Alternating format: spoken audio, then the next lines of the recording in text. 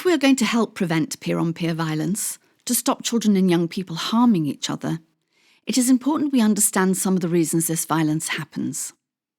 So we asked children and young people why they thought peer-on-peer violence happens. They said people who seem different in some way are particularly vulnerable. For example, it might be a child who comes from another country, like a refugee. It could be a child with a disability who is not able to learn as quickly as others in the classroom. Someone might stand out because they wear a different style of clothes to everyone else. Or they just like to sit in a corner and read rather than go out to play with other children.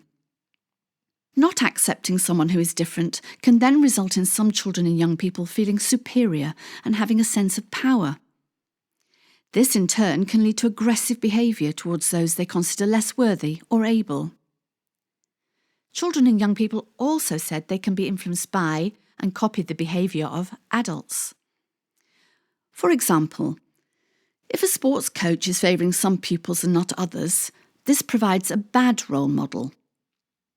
Maybe during class, the sports coach might say to someone who is very enthusiastic and sporty, "Hey Ryan, you did well in the basketball match today. I'm going to pick you to represent the school in the next competition match. I'll be happy to give you some additional coaching as I think you have great potential. You'll go far." But at the same time, the coach might say to someone in the class who is not so strong and athletic, "Gregory, you are absolutely hopeless.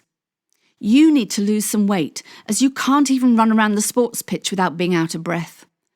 Don't come back to my class if you can't keep up with your classmates. You are a loser." One day during the break time, Ryan turns to Gregory and starts prodding him and pushing him. Ryan taunts Gregory.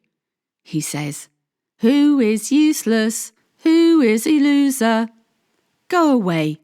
We don't want people like you around. You just let us all down."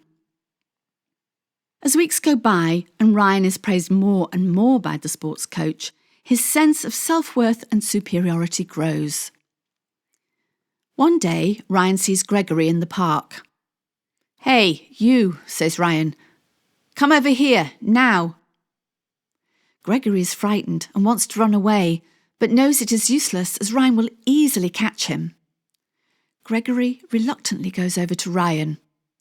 "Well," says Ryan, "you didn't do what I told you. You didn't stay away from sports lessons, and because of that, you need punishing."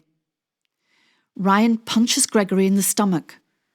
Gregory falls over, and although he tries hard not to his dismay, he starts to cry.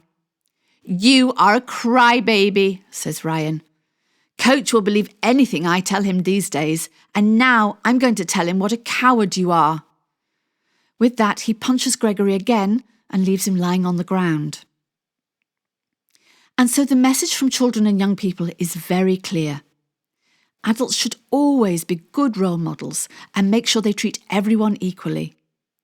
They should also help children and young people understand that someone who is different to them is not weaker or inadequate. That we are all unique and individual, and we should be valued for who we are.